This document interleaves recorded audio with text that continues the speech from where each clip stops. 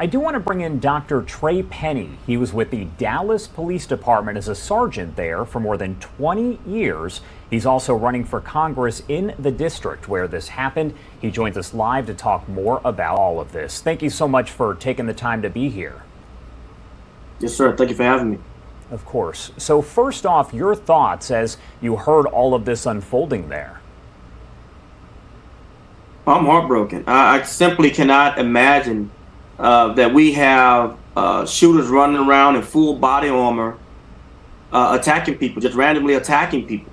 And thank God that we did have a police officer in the area that was able to respond and take the shooter out. But the reality is, there's a likelihood for this to happen a lot more. I know that we have not released any information about this person's mental stability, but I would like to know anyone that would go out and randomly shoot people, shoot and kill kids at that. There has to be something unstable about them. And I would like to see what are the pre-attack behaviors. What were the pre-attack behaviors?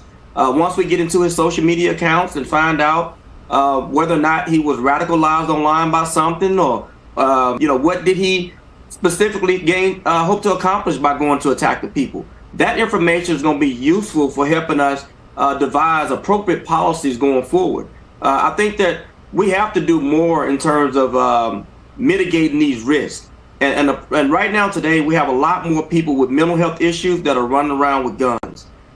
If a person has been committed and they get out, the next day they decide to go buy a gun, there's nothing preventing that person from going to get that gun because those systems don't talk. So if you think about it from a law enforcement perspective, we're walking into some of the most dangerous situations without knowing what we're dealing with, especially when you have people in full body armor. A lot of officers just have bulletproof vests, but when the shooter comes in, they have full body armor. That means the officer has to be accurate and on target. He got to go for headshots every time, and that's a very hard shot to make. So I mean, I thank God that this officer, this hero, was able to take this suspect out. But guys, we got some real policy issues that we need to work on in DC and going forward in order to keep our community safe. How hard is it as an officer, I know you were a sergeant there, to do something like this, to run toward gunfire and take out a suspect? I imagine you have to think very quickly and act in that moment. What is that like? Yeah, I mean, look, the Dallas Police Department, I would say all the police agencies in this area, they train extremely well. I think T. Cole has done a good job of making sure that all officers have the appropriate training, but specifically up here in North Texas, we don't play around. Look, I got the call at like 3:35.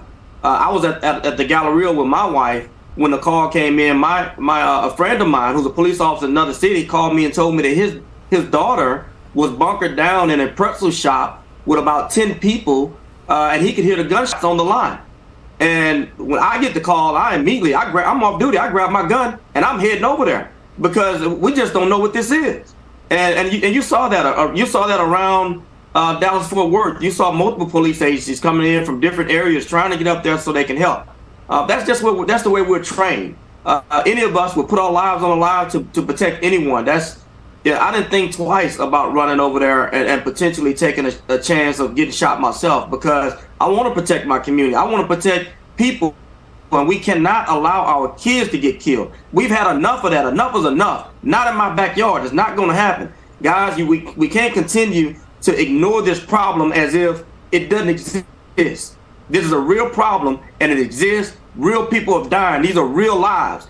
I'm not going to allow, not on my watch, I'm not going to sit by and allow kids to continually get killed and do nothing.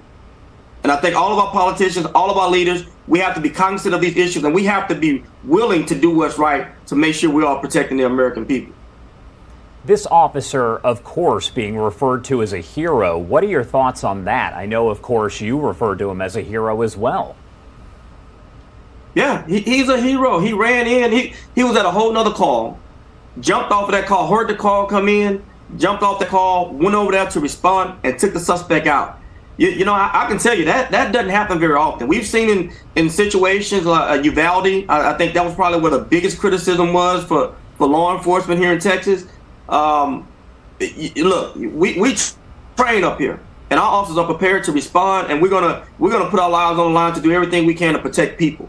And I encourage. See, that's one of the reasons why I think having these new open carry laws are important, because if more people had guns that could have responded at that moment, we could have taken this guy out. But thank God that this officer was able to get there in a timely manner.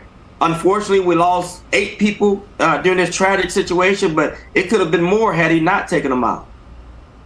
What do you think about the flow of information? We know that there's been 2 press conferences held so far with Allen Police and Allen Fire, and they also had some lawmakers and other officials that were there for the second news conference last night.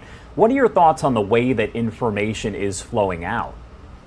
It's terrible. It's terrible. Look, let me tell you something. The way that information flows now, we have to be willing and we have to be able, from a law enforcement perspective, to keep up with social media.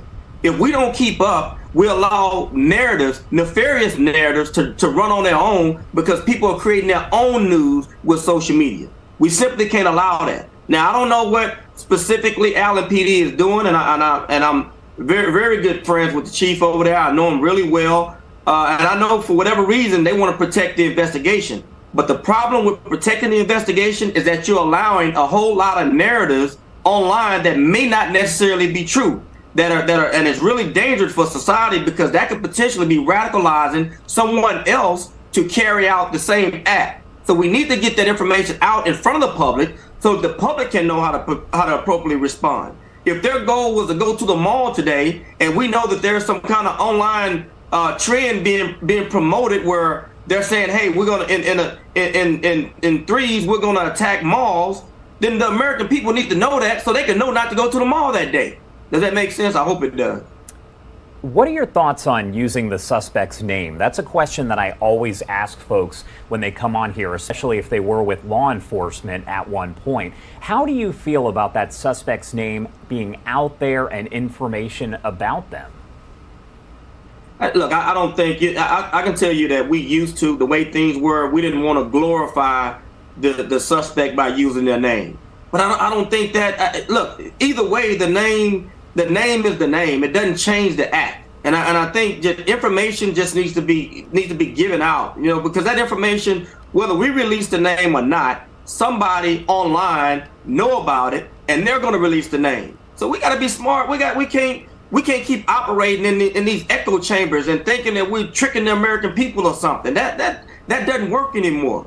Now social media is that force continuum that's changing everything. That's the one dynamic that America has not been able to deal with, and we just have to find a way to get ahead of it. And I will tell you this, that because of social media, we have to develop policy where these companies are required to work with law enforcement. We have to do that, because we cannot have false information circulating online. And believe me, there's a lot of it right now. I had to go through several articles to try to figure out what was going on before I knew what it was. I mean, that is so dangerous in this day and age. Allen Police, of course, as we mentioned, a smaller organization. They're probably not used to dealing with situations even close to this magnitude here. What role do you think that plays in this investigation? Well, look, I think Allen is definitely prepared. The good thing about it is that we have these mutual aid agreements, the memorandums of understanding with McKinney PD, Dallas PD, Plano PD, and all those agencies responded. So I think it's essentially every agency is going to go through their learning curves with dealing with these type of crises. They never had it before. But the good thing about it is that you get expertise from the surrounding cities that could come in and support. And I think that they did a great job with the relief effort and getting everyone out and keeping everyone safe. Look, my hat's off to these guys. The only thing I would only encourage is get some information out, because you have a lot of false narratives that are running on social media right now, and we got to really get a hold of it. All right, Dr. Trey Penny, thank you so much for taking the time here to join us. Is there anything you want to add about all of this before I let you go? Yeah, you know, I would like to say that we traditionally have, whenever these situations happen, we say our thoughts and prayers are with the families, and you know, we want to continue to send prayers and thoughts to our families, to the families impacted by these tragedies.